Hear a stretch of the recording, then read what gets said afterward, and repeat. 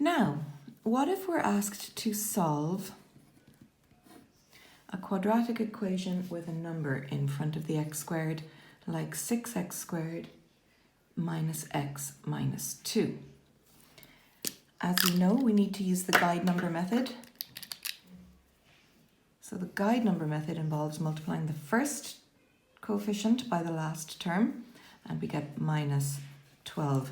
Then we're looking for what will multiply to give us minus 12 and add to give us minus 1.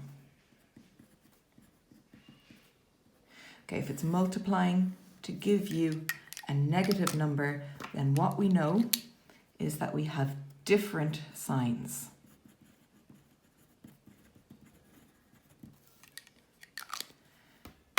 And what are the factors of 12? We could have a plus 1 and a negative 12, a plus 2 and a negative 6, a plus 3 and a negative 4, and then we're done. 1 take 12 is minus 11, that's no good. 2 take 6 is minus 4, that's no good. 3 take 4 is minus 1, and that was what we were looking for. So now we can rewrite our quadratic equation with that middle term as a plus 3x and a minus 4x. Those two numbers coming from here, the plus 3 and the minus 4. The outside terms, the 6x squared and the minus 2, just get written down. And the thing to check there is that those two expressions are the same, because if I simplified 3x minus 4x, I would get minus 1x. So what I've done here is I've unsimplified, which allows me to have, instead of a quadratic trinomial, have 4 terms, and that means I can factorize by grouping. And remember, to factorize by grouping, you look at each pair in turn. So the first pair, the numbers have 3 in common, and the letters have x in common.